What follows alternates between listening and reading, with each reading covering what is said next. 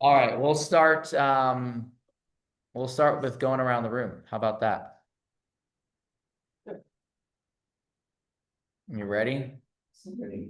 All right, so we're like we always say, what for the newbies. One of the things I like to do is give everyone an opportunity to ask a question that they might have not been able to ask a rabbi, or just in general. Maybe because you're embarrassed. This is a safe space, as they say. My son was watching this little video today, like for kids, and it says, "Oh, this," and they're using a word that does not mean a safe space, but like maybe in Jewish law, it has some sort of a connotation like that. I said, "This is a makom pitur. This is a place. This is a safe space." But anyways, Is we'll just is that what he said? the video did. I'm saying like I just got a kick at it. It's the kids, you know what I mean?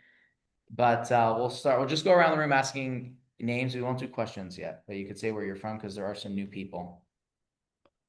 Go for it. Oh, first Speedway. Ross Speedway from Buffalo Grove, Illinois, that we meet here in Scottsdale. Go for it, Susie. I'm Susie, been an AZ for 46 years. Some exciting story from Miami. I'm Madeline, I'm from New York, and I'm curator. I'm Shelley, originally from Minneapolis, but I've been here 38 years. 38. That's right. I'm Jamie. I'm from everywhere. Jeff Kuczynski. Also from everywhere. No. No. Just Chicago? I'm Rita, I've been here 30 years, and I'm from a South Chicago suburb. All right. So we'll start. If anyone has a Rick, actually, let's get Rick and Karen on this. You're loud enough that everyone will hear you. Karen Stone, been in Phoenix 50 years, Wow. raised in Houston, but originally from Chicago. 50 years in Phoenix, Karen? Yeah, Wow. in March. Karen Stone. Wow. All right, Rick, how about you? Yeah, we're here 3-4 years, and we're originally from Philadelphia area. Philly.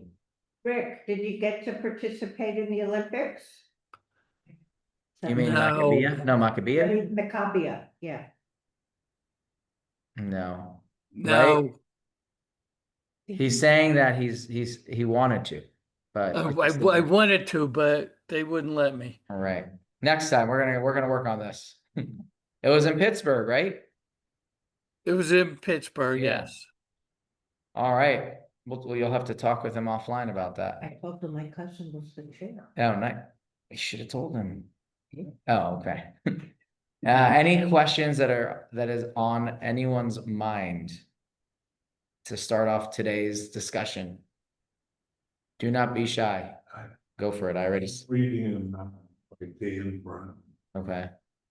I'll repeat. If you're on Zoom, I'll repeat this. Very successful writer, and it takes place in Prague. It's a mystery, and he talks a lot about the golem.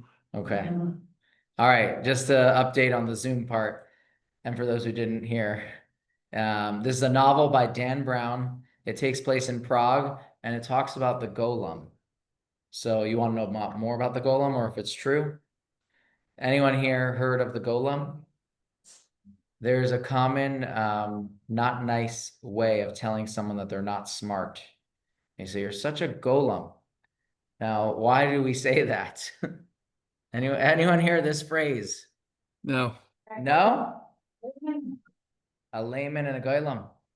I never heard that, but have you heard of it? I heard of golem, but it's like someone who's not bright and. Yeah, but why are they saying the golem? Why are they calling you, like, who came up with that?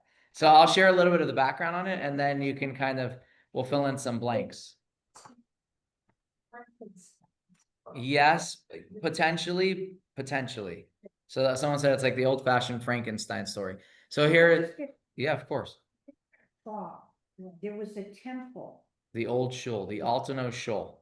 Yes. that had the golem.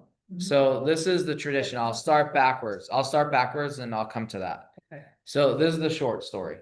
that the Jewish people lived in a time that they were persecuted. I mean, throughout our history, we've been persecuted. And so in Prague, yeah, exactly, nothing new there. There was a rabbi, his name was Rabbi Yehuda Loewy. He was known as the Maharal of Prague. In fact, if you go to Prague today, there's a statue, I think, of the rabbi in Prague itself. But anyways, one of the things that he did to protect the Jewish people was that he created a physical entity, like a human looking person, but this wasn't a person. This wasn't a human being. It just had this spiritual power of force. It couldn't talk, it could walk, it could do actions, but it really couldn't think for itself. It was told what to do. This is what we're told about it. And the way he did it was he formed it out of the earth. But again, you can't make a human being. So there's no soul to this person, therefore there's no speech to this person.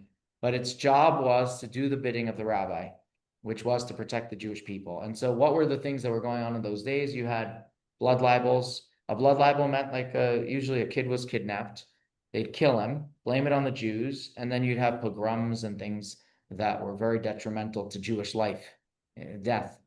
And so this spiritual, physical entity was meant to protect the Jewish people. There is a lot of folklore connected to the golem, like stories that are out of this world. They're not all true. But just to give you an example of why we say a golem, like you're such a golem. So one of the stories that they share is that the Maral's wife needed water for the bathtub or something in her house. Again, this might not be a true story, but I'm sharing how it comes out. And so no one's there to help. They don't have any people in the house to help at that time. So says, you know, the golem is here. He's doing nothing. Why don't I ask him to go schlep? We'll take buckets of water and go to the river or the stream, pick it up, bring it to the house. And so he says, can you go get water from the stream or the river to fill up this tub? And so she comes back a few hours later and the house is flooded and he's gone bringing more water because he didn't get the concept. Now, again, whether these stories are true or not, the idea of him not having that ability to comprehend is true. That's comprehension is a human faculty or a human idea. It's not something that you find in the other animals and stuff like that, the way we do. And so he didn't communicate and he couldn't really comprehend like that. He did exactly what he was told. Eventually, though, he's retired. And this is where I come back to the shoal. So the same way, the story is that the rabbi went with a couple people into the forest, middle of the night. They do this process. They create a form in the ground. They walk around it a couple times. They say some Kabbalistic phrases and sayings, and it comes to life. When they put it back to sleep, it says that this is what's taught or told. He is lying in the attic of the Altano Shoal and covered by shamus. So all the books and papers that people don't throw out because they're holy texts. So traditionally we bury them or you put them away in safekeeping so you don't disrespect them. So it says he's like buried under these books. Again, there's a lot that is not written about him and there's a lot that is written about him, but there are a lot of stories that are not true at all.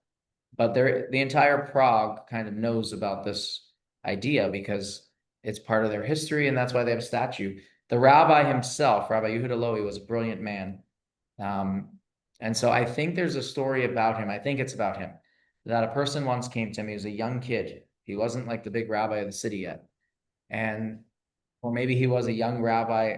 I always heard he was a younger kid, but this is the story that they share. It's called the story of the golden coins. I heard this as a kid.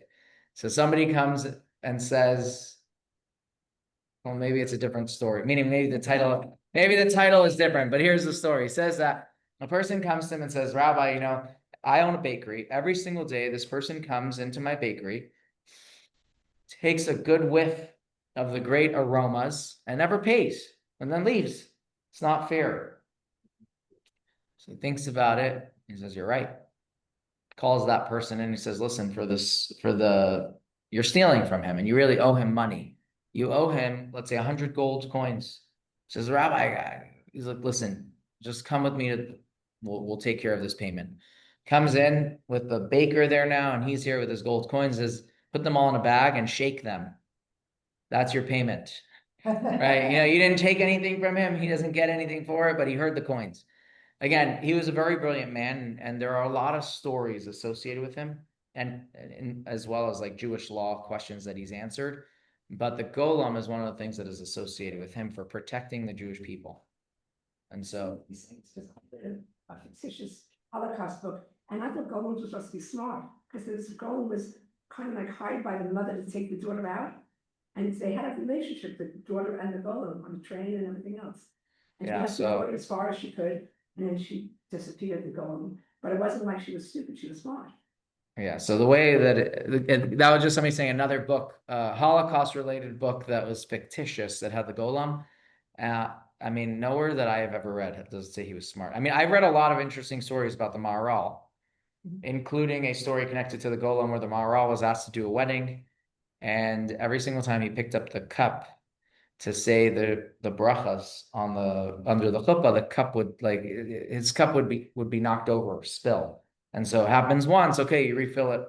The second time it happens, he refills it, but there's something that he doesn't like about this. And the third, and then he says, you know what, we need to figure out what's going on. I'm not doing this wedding until we figure out why, like heaven is sending me a sign not to do this wedding. And so he sends the golem to figure out like who helped with the birth of these kids. He needs to figure out like who are these kids? Maybe they're not allowed to be married. And so the short story is that they find the midwife that delivered both of these children because they came from the same town. And this is the story. In the olden day, as we know, you didn't have hospitals, and some parents gave birth and the children just never made it. There was a lot more child deaths and stillborns than we have today with modern medicine. And so the story is that one mother always had healthy babies. The other mother had so many deaths as she gave birth. And so the midwife felt bad. These two mothers were having babies at the same time. And so she switched the babies. So the mother that had so many, healthy babies, what's one death going to be? That was the mindset of the midwife. And so she hands her the baby and says, I'm really sorry the baby died. Takes the healthy baby and brings it to the one that has babies that are constantly dying and doesn't have any children that are really making it to childhood. And so many years later, these two children from two different families are getting married, but they're actually siblings. And so again, this is another story. But again, what are the stories that are connected to the golem? What are there's a lot to that. But the idea it was a spiritual, physical entity, person, or I don't know how you'd want to call it, a golem, that was there to do the protection of the Jewish people. He had superhuman strength and an intuition that was of the spiritual nature. And so he did what the Maharal would send him to do. So it's a smart thing. Because he was told, it's like an angel. Do we call angels smart? They're told what to do. What to do. It's not like that I comprehend and I work and I try to understand it's very different. This was a being that actually walked around. Yes. It was a thing. Yeah. It could be that he only brought him out at night, it's very possible. But the idea was that he had the form of a human being. When I read like Jewish comic books from when I was a kid and they would, draw the golem, they put a square head so that he was not a human being. He was different. So maybe it looked like maybe, or what's the No, SpongeBob. That's what I. not Minesweeper. What's I don't know. What's the game that my kids played even? It's like on Nintendo and Xbox and not Fortnite. Yeah, but like you got to build your city and stuff like that. Their character has like no, not SimCity. Yeah. Whatever. If I remember it, I'll share it later. Minecraft. That's what it is. Minecraft. Is there anything you don't know? I mean, really. I know where to look, I know where to look. I think I told you this when I got my smicha. So like when I was ordained, the rabbi in one of the tests said, I don't expect you to know every answer. I expect you to know where to look. So. I've seen Rabbi look up stuff. Oh, I tell people. That now it's easy to look up stuff. Just Google. No, I mean like texts and stuff like there are some. First of all, I love learning. So if I don't know it, I'll start reading about it. And even the Golem, like I could read up some more on that because a lot of my knowledge on that is like as I grew up, it was the fascinating stuff that as a kid, you're interested in these things. When you're older, it's like, I can't make one, so. You I know, think it's interesting you said you read Jewish comic book. I never thought of the that. book was called, the comic book was called The Golem. Yeah. There are a lot of Jewish books. Yeah, but when I say Jewish comic books, I mean like that you'd put it in it's exclusively now, well, hold on. Nowadays, my kids buy books that are written as comics, like kind of, and they're hardcover, but thin and tall. Right. I didn't have that growing up. These were like unique. In fact, they had the story that was made up, and then in the middle, kind of like the the intermission within the comic book, were true stories from the Talmud but written out as comics. So for example, one of the stories in there is like, it's a story in the Talmud about a guy who's throwing stones into the roadway, and somebody tells him not to because, you know, it's public, people could get hurt. And in the end, later, he's the one who trips on it.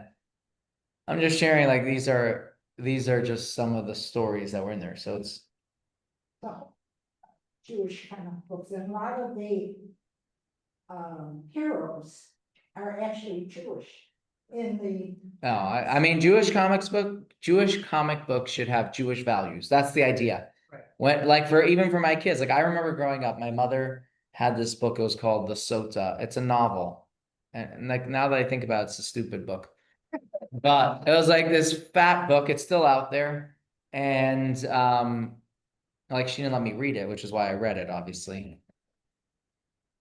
Forbidden fruit, yeah. But like, that's a Jewish novel, and it's based on a Jewish idea, but it has nothing really, it's not a Jewish book per se, but it was written by somebody Jewish, so the concepts are using Jewish concepts. But for kids like that, just going back to that, my parents wanted me to read things that have good values. Not, I mean, the Sota is about infidelity. It's not a good value book, so let's put it out there. Even though the guy didn't cheat, whatever, but you know, like, that's clearly not a book I was supposed to be reading at 13 or whatever. The Sota. Well, I don't know if she read it, but it was in the house with an H at the end. I could tell you tons of books that are stupid if you want. If you want to look at stupid books. That one, start again, you know. Right. They don't require any. You know what? If you read it, you tell me what you think about it. Do you think there was the golem to me is a story? It was to me. Myth. A myth, a made up thing that non-Jews would think the Jews had this special spirit that we go. I mean, in Jewish tradition, it's a true story. The additional stories are not true. Like, growing up, I have a book in my parents' house. Like, I don't think I would buy it from my house. My father collects books, as you know. Me, I collect books, but not those types of books. There are it's a book full of stories of the golem, and then I've seen other books, the same kind of title, with stories that are like, I know, never true. Like, these are probably more true. So it's written by a good Jewish publisher, etc., etc., etc. But the stories there's a lot of folklore, right? The idea, the myth, the legend, as they say, you know, it's like, it just becomes bigger and bigger. But there is a truth to the story, as we're taught in Jewish history. So isn't that a superhero guy what is that superhero guy? I forget his name, it was in all the comic books. That, like, my parents had at their house? That you guys with the Chabad sentiment. Oh, yes, okay, like, growing up, there was something called the Mashiach Times, Oh, yeah. and there was a character in there called the Spy. Again, you know, and then they had like smaller, like, strip comic, like the Penny and somebody, you know, one guy always does the right thing and the other guy does the wrong thing. And my point is, they're trying to teach you good values. So like, those are good things because people learn through visuals. So I can pick up the Sunday paper or the Saturday paper and read those comics, but those aren't there to teach you values. So like, our education is meant to be good value driven and ethic driven. So that concept is what you don't get in the traditional sense of books. So like, for my kids, I try to make sure I know what they're watching or what they're reading for the same reason. Now, I grew up reading the Hardy Boys, so yeah, I kind of anytime I went to the library, yeah, anytime. And then it's funny that you say that. When I went to my grandparents' house, they had the old set. Like I was reading the new sets, which is more, there's a lot of books from the Hardy Boys. So like I wished my kids were into that because at least there's some mystery and problem solve. I mean, not that it's a great book either. But like I don't need them to read Harry Potter. And maybe they're right. Maybe Harry Potter's better. I don't know. I'm just saying they're probably both not good if I want them.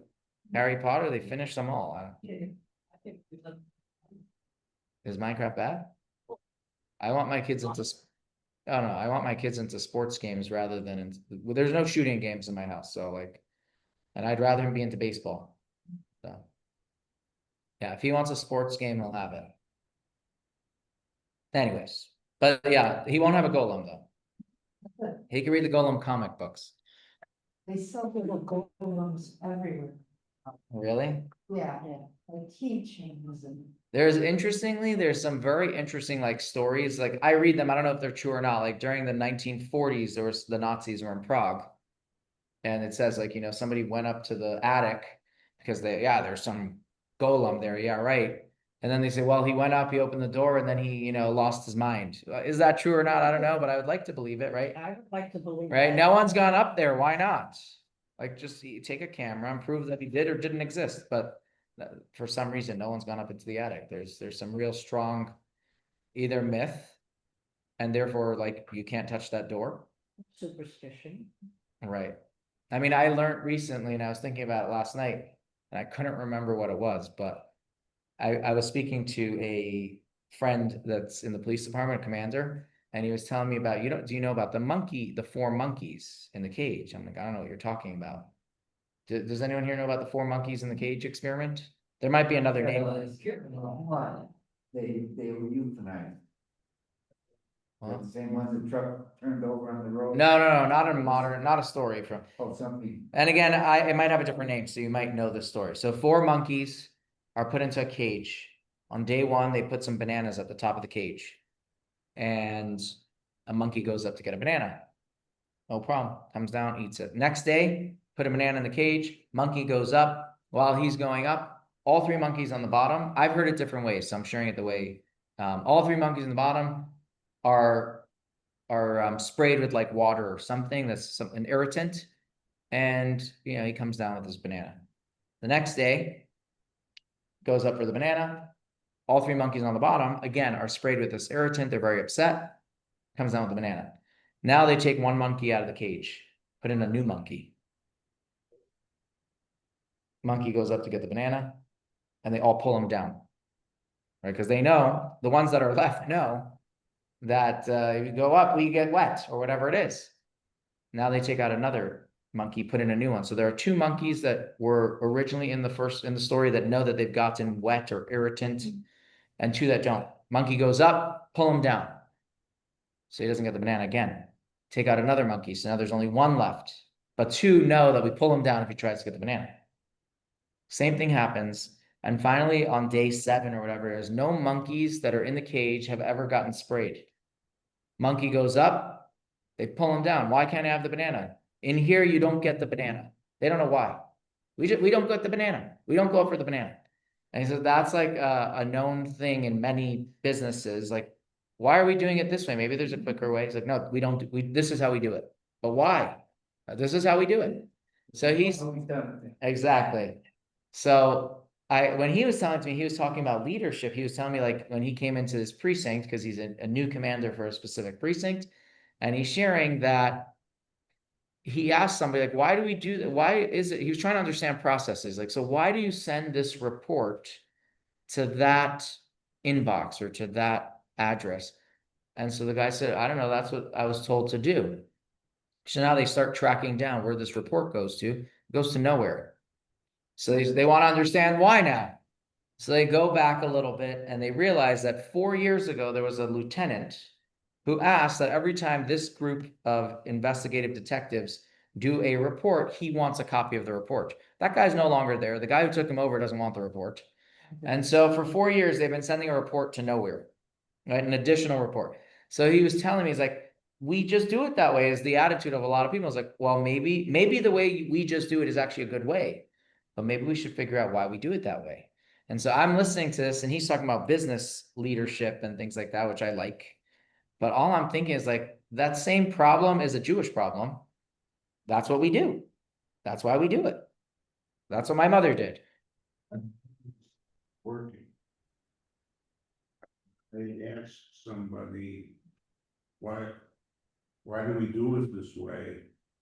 And the answer was, we've always done it Right. that way. I knew that was a problem. All right. No. Keywords. Let's go check that out. Yeah. So this same idea in Judaism, I was thinking about, I'm like, not even to say like my parents did it, but like you tell your kids, this is what we do. That's actually sometimes that's an answer for your children when they're at a certain age. That's fine. This is what we do in our house.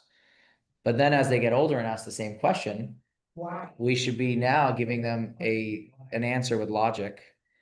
And so I think about it all the time. It's like when we talk about Jewish things that we do or don't do, things we don't like, or it's like, why aren't we asking more questions? And I was telling somebody yesterday, because I said a guy came to our discussion yesterday in one of the communities, and he's not Jewish, and he wants to learn about the Jewish religion. And so I told him, I don't know that at this discussion you're going to learn about the Jewish religion, because the questions that come up might not be something that you're looking to learn about. But we're talking, and one person says that she's Reform, another person's conservative, the third one's Reform. And I'm like, and I show this here a lot. I say, you don't even know what it means to be Reform or conservative. You just know that you're comfortable in the synagogue setting that is Reform, or you are comfortable in the synagogue setting that is conservative, but you don't even know why. You took a single, for her, one of the women that I'm speaking to, changed. She said she grew up in the conservative synagogue and switched to Reform. Why? One cause. She understood what, Right. She what? she understood the. No, different story. She grew up and she wasn't allowed. This for me was shocking, by the way, but she was not allowed to give a eulogy at her father's funeral because she was a woman. So she obviously grew up with a very, very conservative-minded conservative rabbi in the 60s or whatever it was. I mean, in the Orthodox, you could do it. So I can't speak at a funeral. Why not? If you're Orthodox. I don't know. So anyway, so I told her, I said, you took a single cause, and because of that cause, you switched. But maybe everything else in conservative actually aligns with you, and everything else in Reform doesn't, but you don't know because this is what bothered you. So you moved. That could happen in many different ways, obviously. Now that could happen in politics too. And I gave the example, like if abortion is your like cause, and you really align, let's say, with the conservative mindset of capital, I'm going to say economy, all the stuff that you would say are more on the Republican kind of ticket, but abortion is something that that's your line, you might switch to this side. Now, the same thing happens the other way. If Israel or anti-Semitism is something that is really, really bothering you, and you are a Democrat right now, and you don't feel like they're doing it well, or you feel like the party's going too much this way, or blah, blah, blah, you might end up being a Republican for one cause, and everything else doesn't align with you. It should only happen. So, but this happens all the time, right? We all know people like that. People, let's see, voted for Trump, but they really were Democrats. Okay, I get it. I get what you're saying. So you're saying maybe they didn't change parties, but they voted for a specific president. But I'm saying there are people who change parties too. Yes. Yeah. Yeah, I'm just saying. So my point is, first of all, I don't even know if that's the right thing. I'm gonna go back to the Jewish thing for a second, right? Should we be one party people? Like, should one cause be the issue and therefore I change everything? Or should I be looking at the bigger picture and saying, well, in abortion, that's an important thing. I'm using abortion because I know it's a good hot button, makes people sway. And Israel does the same thing. Maybe I should look at everything else too and say, okay, this is one negative, but all the other positives, and therefore I'm going to stay here. I'm not telling people, I don't tell people how to do it. I'm saying, but let's go back to Judaism for a moment. I kind of share this a lot. Any person who tells me they're Reform or conservative, I challenge them. I say, what does that mean? And I don't think people know the answer. What I will share is a story that I've shared here maybe years ago, but I always love this story. I read it in an article. In Manhattan, there was a presentation. It was a panel discussion. Orthodox rabbi, conservative rabbi, and Reform rabbi. and the crowd could ask them questions. And I will share that I never forget a story. When I was like 15, I went to Temple Chai to shake lulav and etrog at the early child care, with the Sunday school, basically. And so we went from class to class to class. When we get to the 8th grade, the teacher already had a lulav. And so she said, if you don't mind, since we already shook lulav here, do you mind if we ask you questions? Because let's say we were slotted for 5 to 10 minutes or something. And I never forget, I'm like this 14-year-old kid. And she asked me a question that, like, even now, I don't like the question. Why is it that in the Orthodox, women don't wear tefillin? Or why is it that they have mechitza? Both of those questions. I'm 14. Like, am I supposed to give you the answer for your kid? Yeah. But I get it. She did it on purpose. You did. Of course she did. She did. Why? She's asking a 14-year-old pisher to answer the question. And I could talk about sukkahs very easily at 14, but you start asking questions like that. That's a big question. Even now, why do I say I don't like the question? Because people who ask it are not really looking for the answer. They're bothered by it, so they ask the question. That's what I'm getting at. And so the first question to this panel is clearly meant to pick on the Orthodox rabbi. And so they say, why don't you accept reform conversions? Okay. And he's lucky that that's how they phrased it. Because what they were trying to do is pit this guy against the other two. And, the rest of the night would be picking on the Orthodox rabbi because he doesn't have a good answer for the crowd because they don't like the answer. But this rabbi is quick thinking. And he's like, wait a second. The conservative rabbi doesn't accept reform conversions either. Remember, this is like the step in how people view it. And so he mentions that, and the crowd now is like in disbelief. Is that true? And the reform rabbi is asking the conservative rabbi, is that true? And it is true.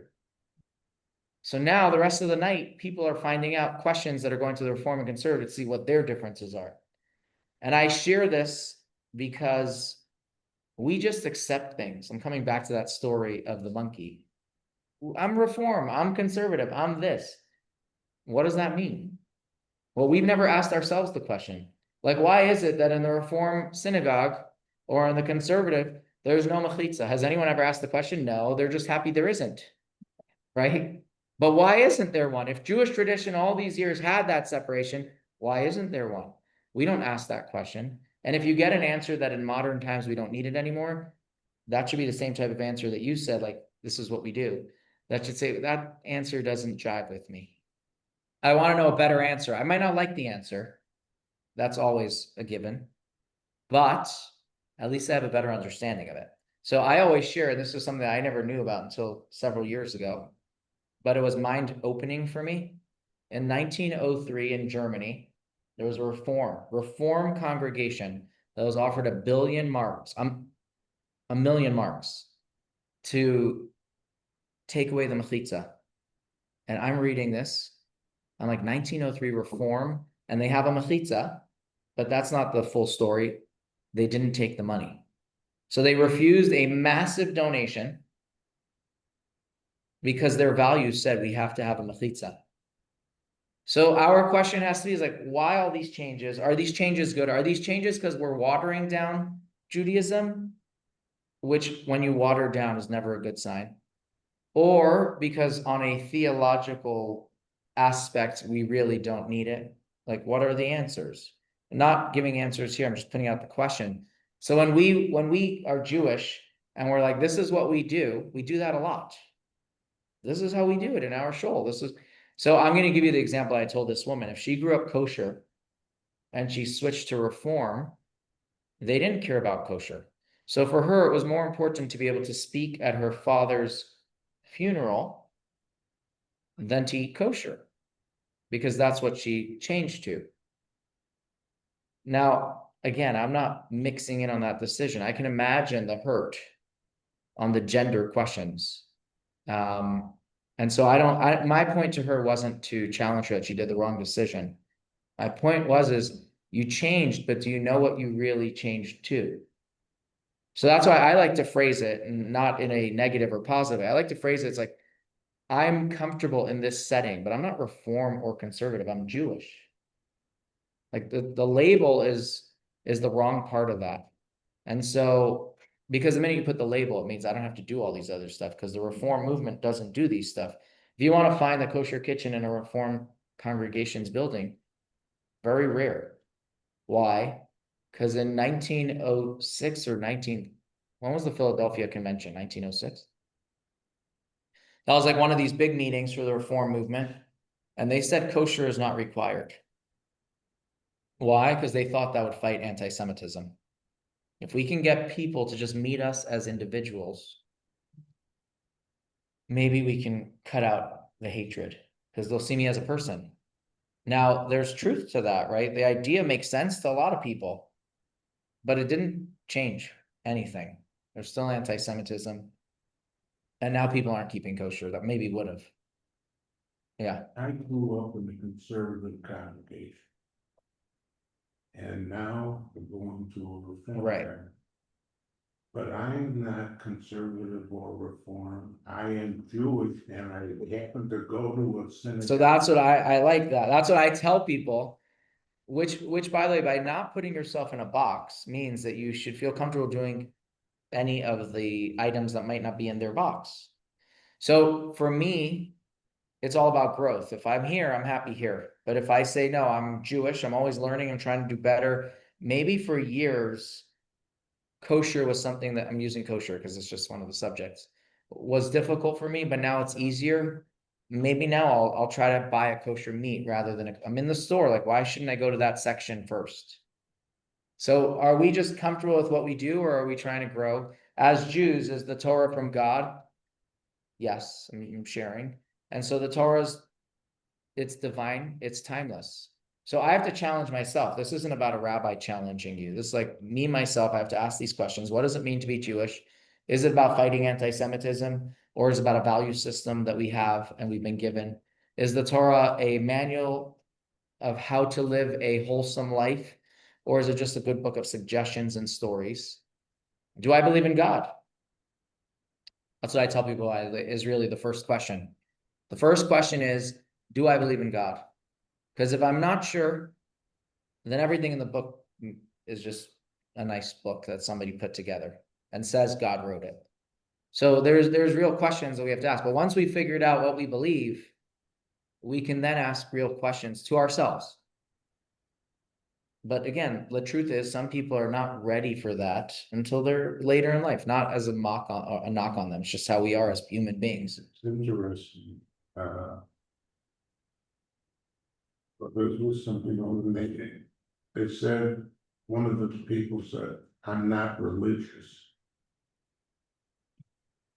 And I said, you belong to a synagogue, you give to Jewish charities, you raise your children Jewish, you try to live a life ethically and morally.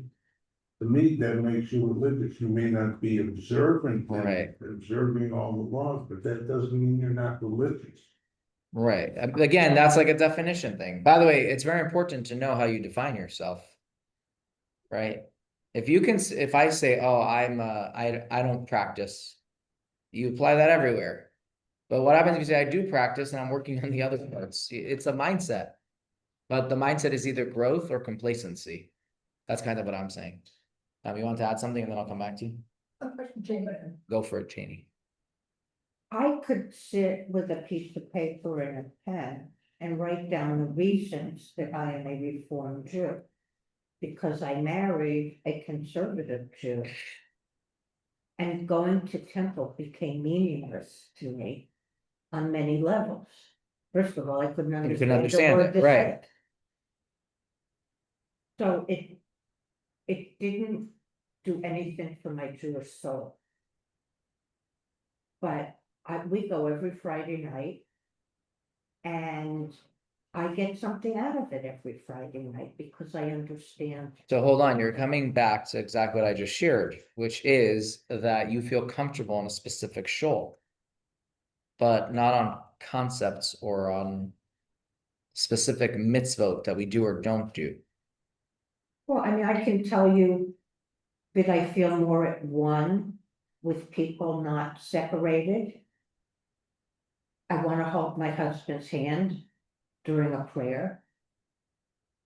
I understand what's being said. Okay, hold on. Not to cut you off. None of that is asking why here they do it, there they don't. It was about feelings, what I feel good about. So that's what I'm saying. That I know about, not just you. I'm saying with a lot of people. But that didn't ask the question, okay, I'm Jewish. Why is it that tradition always had X, Y, and Z? Why is it that whatever, why is it that kosher is part of our tradition? That's what I mean. I'm not disagreeing. Where a person feels comfortable and why is going to be a reason where they end up praying or associating with. I agree with that. I am saying, even with all that, and what I'm saying is not going to change that, right? It's not going to make you change shoals. It's going to make you study the Jewish reasons for, right? So prayer in Hebrew or English is always going to be a problem, and that's not going to fix that problem, right? It might make you start learning more of the prayers, meanings, Hebrews. That's its own, study thing. But my point is, am I looking to understand why we do it, or am I saying I'm happy here? Guess what? What you're happy with today, someone's not even happy with, right? That's too much to pray every week. Like on Fridays, it's football. I'm using that, like every one of us have a different struggle. And you just said something that really hit my heart. What is that? My grandson plays in a football game on Friday nights. I want to be at that game, And but I go to him. it's a big deal. By the way, you're probably teaching him something more than you even realize by not showing up because of the game. So we just had that Friday night. We had a couple that their son was in a playoff game. Right? He's in high school. And they didn't go to the game because they were invited to Shabbos dinner, and that was more important to them. But they would go to the game if not for that. So, and I thought about it. It's like, that's a serious, they go to every game. They go to all of their grandchildren's meets and competitions. And it's like, that's a big deal. Now, will they take the lesson and appreciate it today? Maybe not. But they'll take that lesson. It's going to be there. Okay, so I want Just to finish on that point, and then you after. well, I just watched a video of I forgot what the Instagram page is, but it's like CEOs who share advice. And this lady was talking about the jar of marbles of trust. If you've ever heard this. Basically, her point is trust is not born like this. Trust is born over time. And so she gave an example of her child who's going through issues and says, who are your best friends? She says, well, I have two friends that I really trust. Like, why are they or why? So one of the examples that she gave, which is why I remember this from the football story, is that her daughter was either playing sports or something, and her friend said, oh, your grandparents are in the crowd, but she knew her grandparents' names. It's like that means she's her friend, right? It's not just you have family here. It's like, no, Omi and Nana are here, like kind of like that. So that's a marble in the jar. And then, if she can't find the seat at the cafeteria, these were the examples in the video. This girl will scoot over so she could get half of her, that little area on the bench so she could sit with them. That's another marble in the jar. So I was thinking about that's the same thing that with how do we impress Judaism on our family and children? It's not by forcing them. It's by these tiny little things over time. It's like, oh, wow, my grandparents really valued Shabbat or valued prayer or valued Judaism. I saw it here. I saw it here. I saw it here. And a bigger picture starts to come up. Does that mean they're going to do it? Not necessarily, right? Because they have to come to their own realization. That's why as parents, we do force our kids to certain things, right? But eventually they'll start on their own appreciating it. But when they see someone, you could be anywhere on a Friday night, and it's like, no, this is important to them. Those little marbles of Jewish engagement and Jewish values have an effect. We just don't know that we'll see it today, or maybe in 10 years, or maybe in 30 years. So we were in a conservative synagogue. And they were writing a Torah that was going to be sent somewhere in Europe. And being lovely people that we are, we wanted to donate. They were asking you for a letter, and a letter cost whatever. Right. And we went. And I said something to the rabbi about, I would love to hold that Torah because there's so much love going into that manuscript. And he said, you will never hold the Torah. And where it's going, no woman will ever hold the Torah. And we withdrew our money because I had faith. All right. I didn't get it. So now you're ready to listen, you're saying to an answer. If you have. No, what I'm explaining is the things that bother us, and this is what I was getting at earlier. There are certain times we're not ready for answers. And maybe you're still not ready for an answer. And by the way, maybe the answer is not going to be a satisfactory answer anyways. But the idea that when I have an emotional question, obviously something bothered, my answer is not going to be emotional, it's going to be intellectual. And maybe you're not ready for that answer. Maybe you'll never be ready for that answer. And sometimes I've shared this story. I don't know here, but like I remember hearing it for myself. It was a good story to listen to. So this young student has a lot of questions that are bothering him of faith. So he asks his rabbi, like he has a list, and the rabbi says, I don't have an answer for you. This guy changes his whole life because of that. He's no longer observant, no longer associating himself with Judaism. Many years later, he bumps into his teacher. His teacher's older, he's older. And his teacher tells him, he says, remember, you had a list of questions for me? Here's the answers. And so he's really upset. His teacher says, I don't understand. If you would have, why are you giving me the answers now? Why couldn't you give me the answers then? I changed my whole life because I don't have the answer. I didn't have the answers. So his teacher said, listen, when you asked me the questions, you weren't looking for answers. Now you're older and you're ready to listen for answers. A lot of your questions, by the way, if I can gather a theme, are all synagogue related. Like, meaning, I don't understanding prayers, sitting together, Torah, right? Because that's part of the shul part is going to say who's on the bima. They're all really one subject. Judaism in the shul is not egalitarian enough or at all. And so really your question is really gender questions of Judaism's gender differences. I share that not as an answer, just as like an observation. I don't think one answer is gonna, I think the idea is, like I always share, it's like, I don't know that I have the answer for you, but another perspective to kind of perceive why that is like that. But for some people, that will never be good enough. I mean, that's how life is. You said about not giving the donation half of it better. I'm not upset about not giving the donation. I'm staunch about it because they wouldn't let a woman hold the Torah. If I went there, I couldn't. Well, let me ask you another thing I'll just share, there are people, I see this in shul, there are some women who grew up this way, they won't kiss the Torah, right? Women don't touch the Torah. And in our shul, women do kiss the Torah.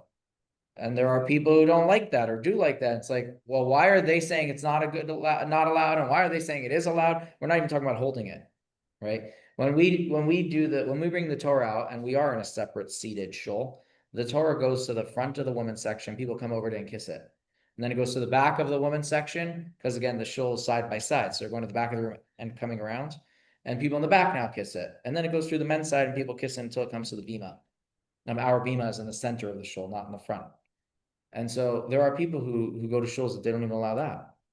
You know what he says? You can't, you sit up or doing shopping. Wait, say that. When they passing around The tzedakah? Yeah, no one ever like leans over to the women's section or hands it to someone and says, could you collect it? Why is that? I've never been to an Orthodox shul where women can sit down. Tzedakah, interesting. For shopping. I mean. That's really interesting. You should tell that to the rabbi. If he knew, he would change that in a heartbeat. Do you, To have a pushka. We don't walk, I haven't been to a shul like at least in Phoenix where they walk around with the pushka. So like that's a very interesting thing. I do know shuls that do that. I'm saying I haven't been in Phoenix where somebody does that. But of course they would be able to change them. Like, you know. No, but for sure they could bring it to you. I just heard a story.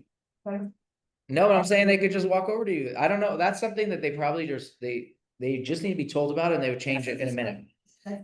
No, I'm saying, but you could change that at Scott. So this was about, I don't know, Rick, if you guys hear this and Karen. She went to a shul that they walk around with the pushka during services so people could give to charity, but they don't bring it to the women's side. And so I'm sharing that that's definitely that's just somebody not thinking. It's- And in fact, the shul would do well if they brought it to the women's side. No, I hear you. I hear you. It's everything, it's the local shuls. I think they're not thinking. It's, There's no religious reason for that. but it's, If you talk about Torah touching and things like that, I could tell you why there would be some reason for that. Like why people would say that. But the pushka, I don't know why anyone would say that. That's is it one side separate from the next? no, that's what I'm saying. It's a great point. We have one like it's on the beam, but there aren't necessarily women in shul, so no one ever thought about that. I'm going to work on this right now. They're losing money every day. I'm being serious. I know, but like when they come, why isn't there something there? We're adding a e-donation tab. That's not in shul, that's on the outside, but it's an easy way to give. It's like walk up to the screen and tap. Is it okay for the men to go into the women's section and collect? Depends Women who can't take depends who you out- ask. I go to the women's section to help someone with a page and a Kaddish and this. So the men. So of course they could go there with a push gun. Why not? I can't afford those women's section with the. Yeah, but of course they could. She's saying there's one charity box and it's only on the men's side. I'm just saying it's a clear oversight. That's not a gender problem. That's a shul problem that they didn't realize that there are two more people who will give tzedakah. Like they're missing their boat. It's right, it's that way though. No, I think what it boils down to is like if you think about like throughout history, and it's I think what Susie said, like women didn't traditionally go to shul every morning, so it's like they didn't think about it. Because they don't, if it was at a specific time and women. Yes, I didn't give the reason. No, I'm not giving the reason. I'm saying, You go. well, then we're coming back to this point. She was there today. No, so I'm saying because like they're not thinking like that. But I promise you, if it's Scottsdale, I'm gonna text my uncle today, and I promise you tomorrow, if you go to shul, they're gonna ask. No names. No, I think you should tell. I'm being serious. No, it's not a bad thing. No way. Go anywhere. No, I think it's great. I'm happy you're telling me. I'm gonna make sure he starts asking for enough. No, but this isn't about Torah. This is about the push gun. I don't know about that. I haven't been there. What was your question? Yeah, that's woman is the. How does an Orthodox woman kiss the Torah? Well, I've seen it many ways. People put a sitter and touch it. Some people, but the Torah is already clothed. Yes. No one touch it. In theory, no one should be touching the actual scroll, right? Because we don't, out of deference and holiness, we don't touch it. Yeah, exactly. So like even when you kiss it, if you're called up to Torah, you use your tallis, you use the gartel around it, right. That's what I'm saying. I know what you're asking. I'm not going deep down that road. Yeah, so that they're using the sitter just like other. Right. See, I usually- But Simchas Torah, like, I mean, I don't know how it is I know how it is in Reform and Conservative, but like in the Orthodox shuls, depends where you go. Are they going to bring the Torah over to the women's section so people can kiss it or not? It's not about the holding part. It's going to be different in different places. Listen, are there ways or reasons that a woman can hold the Torah? Let me tell you something. You could have woman minyan in Orthodox, where it's an all-woman minyan. You've been to an all-female minyan? Yeah. Now, is that traditional? I would say not. But can it be done? Yes. And it's done. I've been to Orthodox. You might not find it in a Chabad house, but like it's definitely out there, and that's fully Orthodox. So I'm sharing that, like, in I know like what's done at Binghamton University, like by my in-laws, they do a Friday night minyan woman only. Meaning led by woman with the whole shebang. It's like a student experience. They do it one Shabbat a year. I don't know how that minyan looks because I'm a man, and I still identify that way, so I'm not invited. Would they do a all woman minyan when the Torah is? So I just know there's this Friday night, but what we were sharing is that there are all woman minions with the Torah. There definitely are. I have not been to, not when I say been, obviously I mean as a male, but I'm saying I haven't been in a town that does that, but you can find it in California and you can for sure find it in New York. And that's why I said, is it traditional? It's not traditional, right? Throughout our history, you haven't seen that. So that's why I say it's not traditional. You didn't have it 2,000 years ago, and you didn't have 1,000 years ago. But in the framework of Jewish law, it's allowed. That's why they sprout up every now and then. They don't have the same momentum for whatever reason. I mean, I know about Woman of the Wall, right? I'm talking about in the Orthodox circle. A Woman of the Wall is more of a protest than about the holiness of it, in my opinion, right? I could be wrong. I mean, that's how I view it. It comes with all the charade of the noise. So maybe they have good intent, which the intent is prayer, not that we want a space at the wall. But if those people aren't praying on Tuesday, Wednesday, and Thursday, then why are they making it just one Sunday a month to make everyone, kind of know their opinion? So that's why I say it's more of a protest than the meaning of we want to connect to God. But that's my personal opinion. I just shared that. But maybe they're not allowed. Oh, no, it's for sure that they're not allowed even those days. It's like they didn't want the egalitarian prayer section at the wall. They want a different section. That's what it's about. We know. That's not my conversation for now. I'm saying that's only once a month. Okay, you want to hear my real take on this? If you really care about praying, let's say with tefillin, then you should definitely learn the laws of tefillin, which would be proper placement on the forehead. So like for me, the minute I see a picture that doesn't look right, I'm like, listen, it's a beautiful thing that you want to put on tefillin, then let's learn it. Let's learn how to do it, right? But if you're not, then we have other problems here. So we should start a couple steps before that. But that's not to say, I know why people have these protests. I live in the same world where women's rights are championed, and then religion has a different view of that. Not just in Judaism, but we're Jewish, so we could talk about Judaism. And as I've shared, like kind of to put that in a box for a moment, and then we'll take your question, is that Judaism doesn't talk about rights, it talks about obligations. And so it's a totally different conversation. And so it's a difficult conversation because we're coming from two different perspectives when we have the conversation. So it's important to realize that. What is my purpose here? How do I get to there? That's Judaism's question.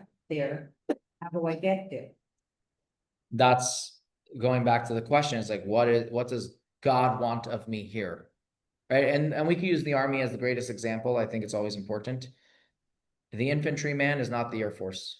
And if he decides he wants to be the Air Force is going to suffer, and the infantry is going to suffer. I said the guy on the infantry is not an Air Force. And so if he says, well, I want to be Air Force, well, don't stop me. It's my right to be Air Force. Dude, you don't know how to fly a plane.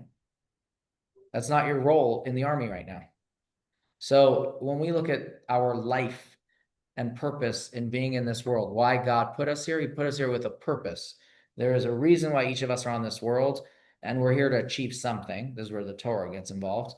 Now, what's my purpose and what's my role within that? That's the questions we have to ask. And therefore, if I'm the silversmith, I need fire. And if I am the locksmith, I need keys. And you just put the purposeful role, you need the tools for that. They're not competition. One's not better than the other.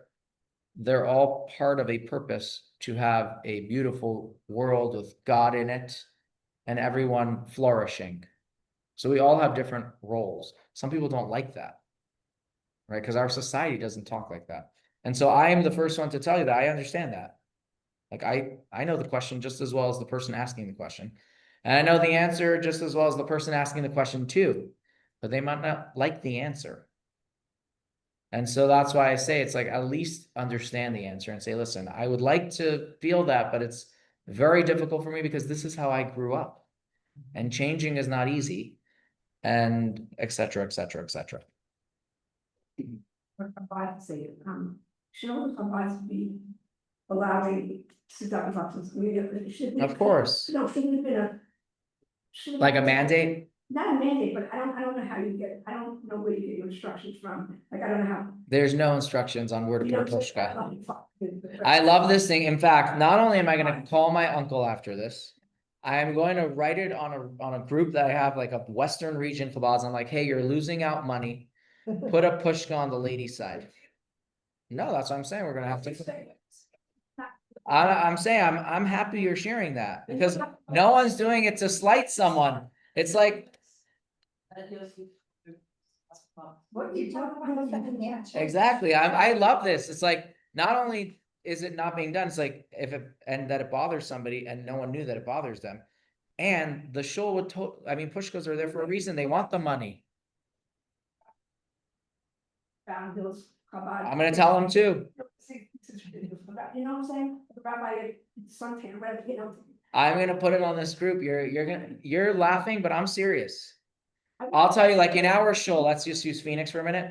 A woman doesn't come to shul every day. So if she comes because she's saying Kaddish or it's a yard site, whatever the reason why she's there, we're gonna make sure that there's a pushka on the woman's side. Yeah, she go on the men's side. But in the middle of minyan, she won't do that. Yeah, but here we're saying, let's make sure that she doesn't even have to do that. It's gonna be in their face. And by the way, that's the funny thing is like if I walk over to them with the pushka, like, right, how's that make you feel? We have to put it on a table. I'm agreeing with you. I like this. I got a. Thanks, sir. Hold on, Rita she's been waiting so patiently. I don't know if she remembers her question. I do. Okay. It back for. Oh, That's okay. enough time, but just an observation. What I'm hearing, and this is what I do, I practice the rules and laws. Whether they're according to what I believe, and where I go to observe, go to services. Right. And it has nothing to do with how I practice. It comes back to what you said, where I feel comfortable, where I like the rabbi and the congregation. And they might be a reform and I might be doing more conservative things at home. Right. So back to like what Jeff was saying, I just. Since you could do it, you could, whatever mitzvah you want to just like Shabbat, whatever mitzvah you could do, you do it. Right. Don't and that's Hold why I on. said- You're saying that without authority. I'm being serious. No, there. I'm also laissez-faire. Do whatever the heck you want. No, I don't But think- what is, I'm saying that as a movement, they're gonna tell you what you should and shouldn't do, right? They're only reintroducing mitzvot in the last 10, 15 years that people, oh yeah, that's very meaningful, do it. Every group is gonna say, do whatever you're comfortable with. That doesn't mean that they believe in the mitzvah or not, or if the Torah is saying something about it or not. Let's talk about burial for just a moment. Jewish tradition is buried in the ground. Right. Cremation, big no-no. That's a fact. Ask the Reform rabbi, can you be cremated? Right? I'm using that as an example. Can you be cremated? And if the answer is whatever you want, No, and that's what you just shared. So I'm just using that as the example. No, but I was saying the opposite. Yeah, but I'm telling you now, let's talk about, there are two types of mitzvah. There are positive commandments and there are negative commandments. The do's and do nots. So I used a different example on purpose. I used the do not, right? Do not be cremated. Well, you do whatever you want. I'd say if you can do more, no one's telling you you can't do more. If you could be reformed, you could be kosher. There are, Of course, that's Yeah. personal. it's a personal thing. right, I just define myself as. I will never forget a article that was written into the Jewish News here many years ago, not too many years ago, maybe like 10 years ago. There was like a whole controversy. The JCC did an event here that wasn't kosher. And so the Orthodox immediately speak up and says, you're not being inclusive. This is a Jewish place. First of all, it's a Jewish place. It should only have kosher. You're also not being inclusive because you're not including the Orthodox. And so like it became an Orthodox problem, which is never a good thing. It should be a Jewish problem. And then an article in the Jewish News, talked about it, or maybe it was like maybe someone wrote an op-ed, and then there were write-ins. People wrote in letters, and a guy from the West Valley wrote in. He's like, you're not just excluding Orthodox. I'm conservative and I keep kosher. This is a Jewish problem. Don't just put it into the box. It's an Orthodox problem, and they're anyways not members here. Whatever, whatever excuses people are giving. And so for me, that was like, never forget that. It's like same thing. Everyone gives tzedakah. Why isn't there a tzedakah box on the woman's side? Which I promise you after this, I'm writing about. I think it's people probably don't think about it. Just enough by the state. It's possible. I mean, people can always answer, well, there's one when you walk into the building, blah, blah, blah. But, here, this person is davening and they want to put in some money in the pushka. Hey, some should walk around. We don't walk around. They don't do that. It's just one, this gives the opportunity for everyone. I've been to shul where they go, one person looks random. You know, you're adding something more. Who walks around in our shul to ask for money? People who travel into the state and start asking, they go door to door and they go to shul, they go table to table. And I'm going to pay attention now more. It's the season. The season's coming up for people to come to Arizona collecting money. If there is a woman in shul, I'm gonna look if they go, and if they don't, I'm gonna tell them to go. So they come with a credit card processor here. Yes, No. they don't go to your shul. And where does that money go? Well, they come with a paper that says what they're collecting for. Is it on the up and up? I mean, that's where you have to decide. Anyways, did anyone have a last question or we're good? You had a question? I didn't grow up celebrating Thanksgiving. Because honestly, just like, never know people not to celebrate Thanksgiving. No. Personally, like we didn't do Thanksgiving dinners. Thanksgiving is every day. That's what my dad always told us. Exactly. Thanksgiving is every day. You wake up in the morning, the first thing you say is Moda Ani Lefanecha, which is you're thanking God for giving you back your soul. So we don't need one day on the calendar for that. Because when I said something yesterday, like, don't celebrate Thanksgiving, it's not like. Yeah, we always celebrated. It was a day off. Yeah, you guys. But we didn't have like, we did a barbecue fam. No, we were just, it's a day. It's the day opposite, I don't know. And I thought I don't know. I can't answer for Connie, meaning I don't know that her family did, but we didn't grow up with a dinner. We had a day off of school. Did you celebrate? I was in camp. I mean, it was a day off of camp. We would go watch the fireworks. Yes. All right. We have, exactly. It's a day off. Sometimes we work on New Year's Eve, you know?